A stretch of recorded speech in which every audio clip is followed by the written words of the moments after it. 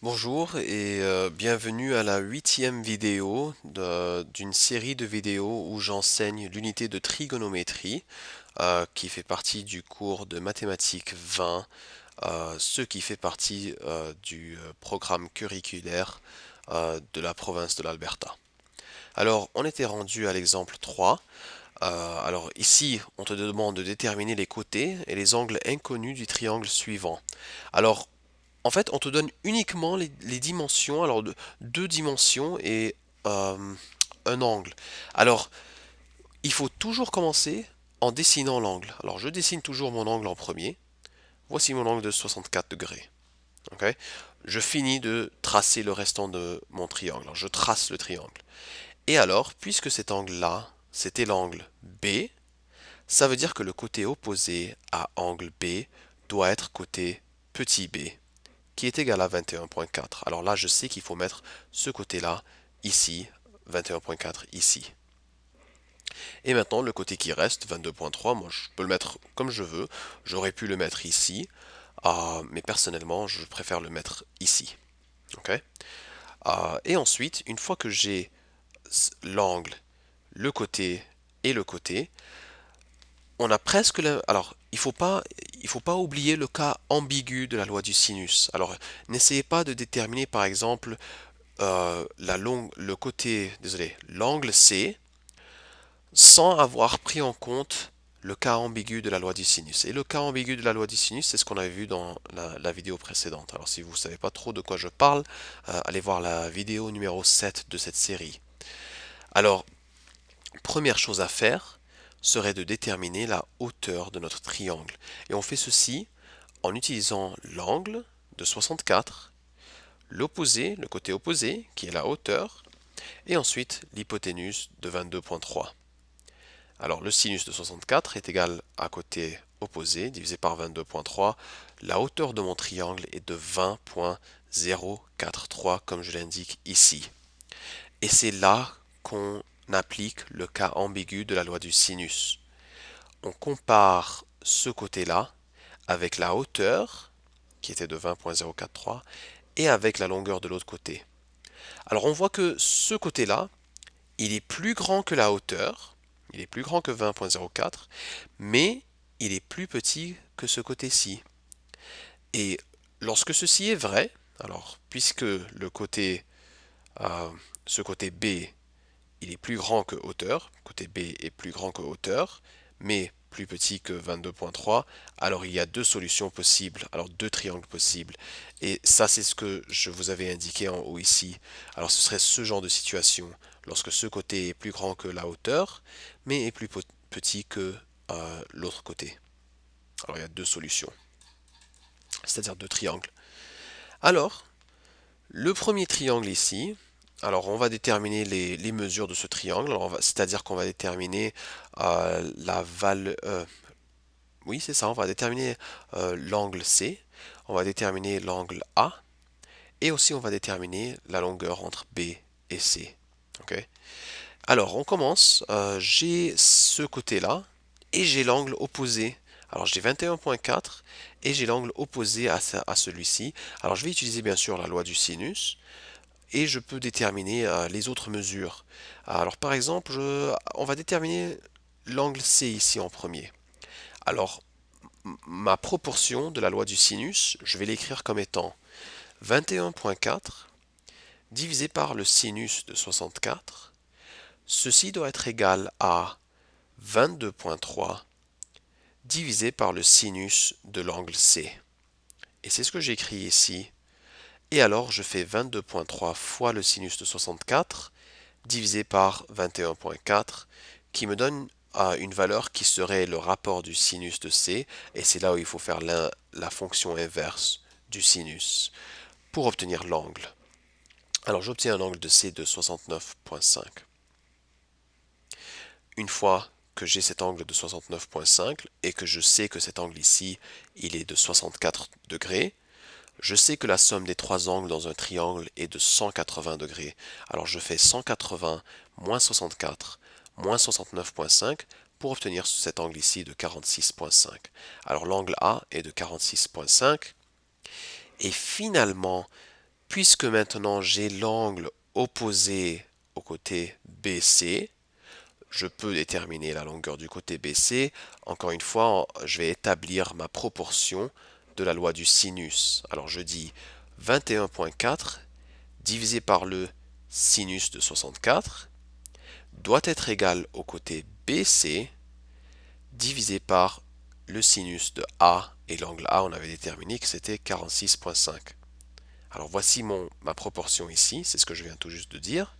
Et encore une fois, je fais la multiplication croisée, 21,4 fois le sinus de 46,5 divisé par le sinus de 64 pour avoir une valeur de BC de 17,27. Alors jusque-là, c'est quand même assez simple parce que c'était juste des calculs en utilisant la loi du sinus. Mais maintenant, sachant qu'il y a deux solutions possibles, deux triangles possibles, on va dessiner le deuxième triangle. Alors premièrement, voici le premier triangle ici. Je suis en train de vous le démontrer en faisant ces contours. Alors ce triangle ici, c'était le triangle qu'on avait ici. Ok? Mais alors, on prend ce côté-là et on fait une petite rotation et on l'amène de l'autre côté. Alors le côté AC qui était auparavant ici, on commence la rotation et on continue jusqu'à ce que ça refasse contact avec le restant du triangle. Alors voici notre deuxième triangle. Ok? Maintenant, une partie très importante ici, ce qu'il faut comprendre, c'est que le triangle ici, qui est formé avec le côté AC, alors le triangle ici, AC et H, ce triangle-là, ici, alors ce triangle ici, c'est le même triangle qui est formé ici. Ok? Alors parce que normalement, logiquement, ça a du sens que lorsqu'on prend ça, ce côté-là AC, et qu'on commence la rotation, et qu'ensuite le côté AC, son extrémité, elle revient ici. Alors on a créé deux mini triangles ici.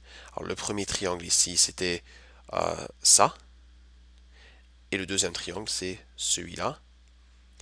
Et ces deux triangles sont des triangles qui sont égaux. C'est-à-dire en fait que ce triangle ici, que je représente avec la main, ce triangle, c'est un triangle isocèle. Et puisqu'on savait que l'angle ici était de 69,5 degrés, ça veut dire que l'angle ici est aussi de 69,5 degrés, parce que c'est un triangle isocèle.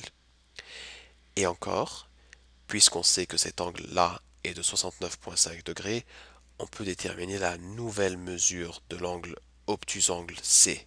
Ça, c'est ce qu'on appelle un obtus-angle C. Alors, on sait qu'une ligne droite a un angle de 180. Alors, 180 moins 69,5 nous donne l'angle C, qui est de 110,5 dans cette situation. Okay? Alors, là, il fallait vraiment comprendre qu'on avait pris le côté AC et qu'on avait fait la rotation et qu'on était revenu ici et que le triangle qui était formé ici était un triangle isocèle, qui veut dire que l'angle qu'on avait auparavant calculé de 69,5, celui-là, est égal aussi à l'angle ici, et qu'à partir de ceci, on peut déterminer la nouvelle mesure de l'angle C. 180 moins 69,5 nous donne 110,5 ici. Et puisque maintenant j'ai mon angle de 64 ici, j'ai un angle de 110,5 ici, je peux déterminer la mesure du troisième angle dans mon triangle parce que la somme des trois angles doit être égale à 180. Alors je fais 180 moins 64 moins 110,5, comme je le fais ici, pour avoir angle A de 5,5.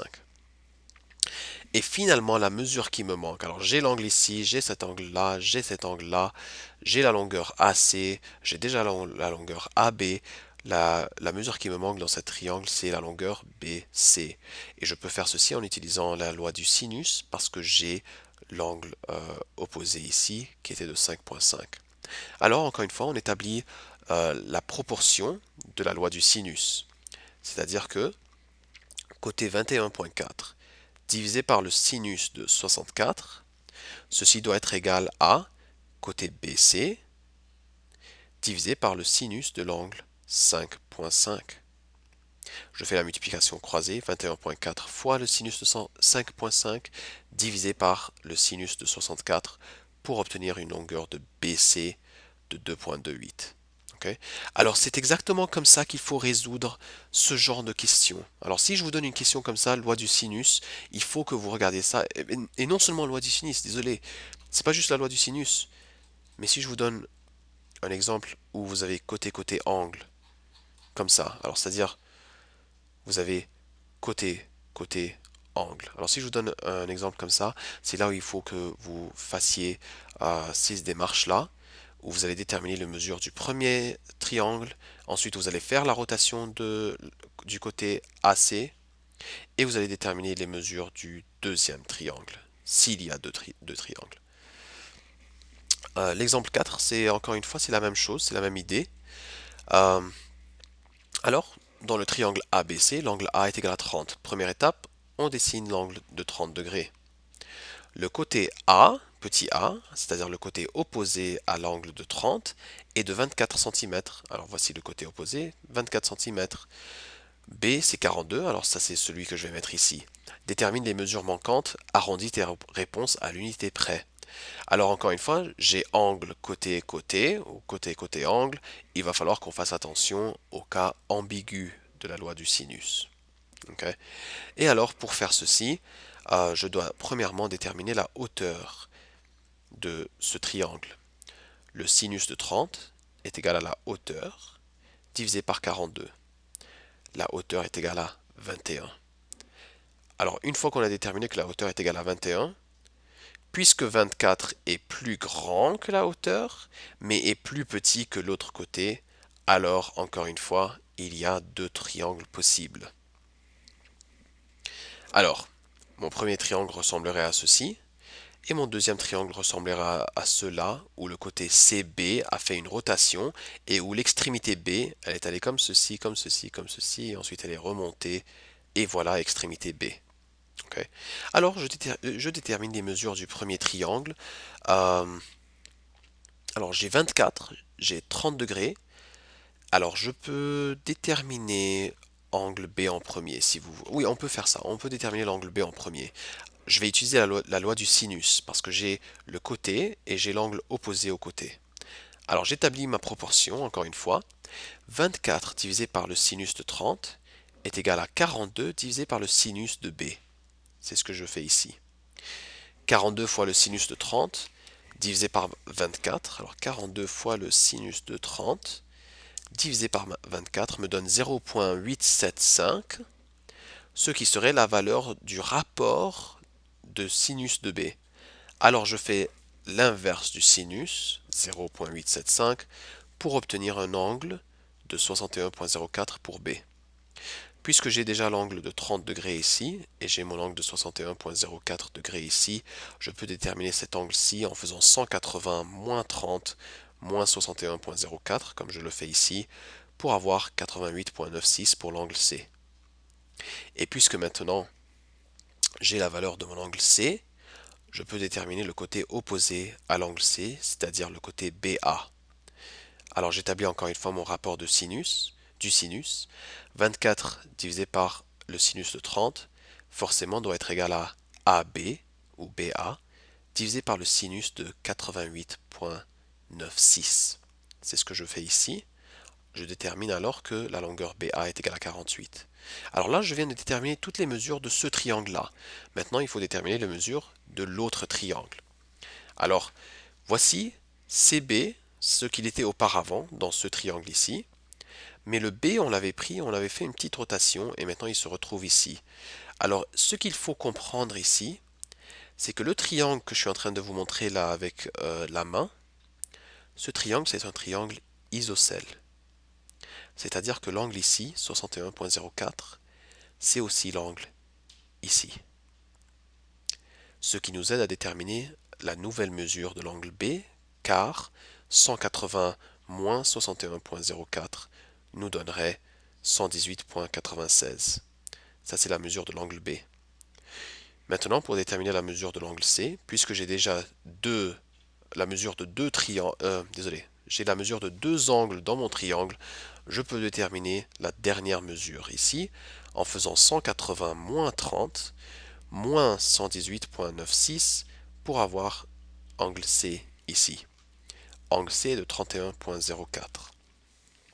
Alors maintenant, j'ai l'angle B, j'ai angle A, j'ai angle C. J'ai la longueur de ce côté-ci, j'ai déjà la longueur de ce côté-là. Il me reste qu'à déterminer la longueur de AB. Et je peux faire ceci parce que j'ai la mesure de l'angle opposé au côté AB qui était ici. Alors j'établis encore une fois mon rapport de sinus. 24 divisé par le sinus de 30 doit être égal à côté AB divisé par le sinus de C qu'on avait déterminé comme étant 31,04. Alors voici mon rapport, je l'ai écrit ici, et je détermine que la longueur AB est égale à 24,75 en faisant 24 fois le sinus de 31,04 divisé par le sinus de 30 pour avoir BA. Ok, et alors ça c'est ce qui conclut la huitième vidéo, oui la huitième vidéo de l'enseignement de l'unité de trigonométrie.